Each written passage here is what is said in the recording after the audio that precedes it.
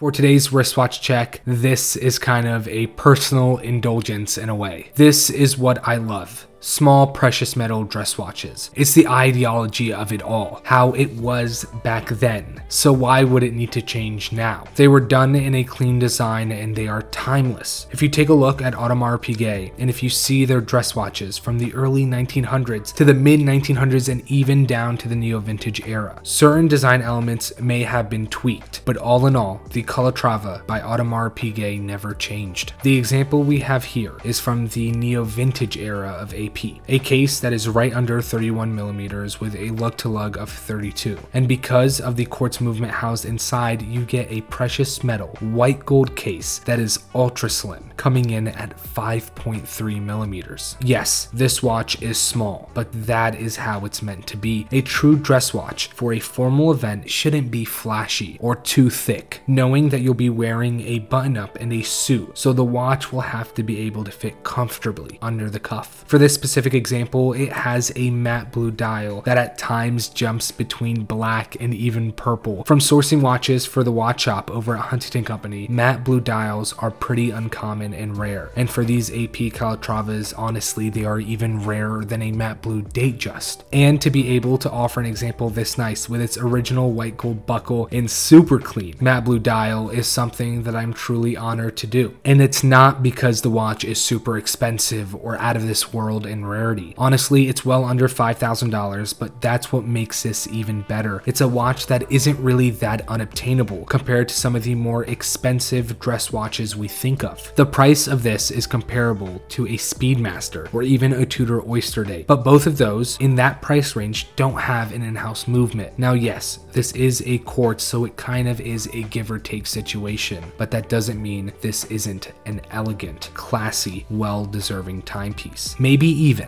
the quartz is a better option. You're not going to be wearing this watch every day, so why not have a quartz movement that you don't need to set every time you want to wear it for a special occasion? If you ever dreamed of one day owning a watch from the Holy Trinity, Vacheron, Audemars, and Patek, there are so many watches out there in the vintage market when it comes to affordability under $5,000. However, if you want the reliability of a neo-vintage or modern timepiece like this with a sapphire crystal and a gorgeous dial, there is nothing wrong with wanting to own a neo-vintage Audemars Piguet Calatrava, because in my opinion, this is a great value prop compared to everything else out there in this price range. I think we both can understand what there is to really appreciate about the brand during this era. So take a look at the watch shop right now over at huntingtoncompany.com, because from this to a bamboo and even an ultra slim royal oak, I love what this brand has to showcase from the neo-vintage era, and it is something that I think is truly undervalued in today's market, and I promise you none of these APs will disappoint if you end up choosing to add one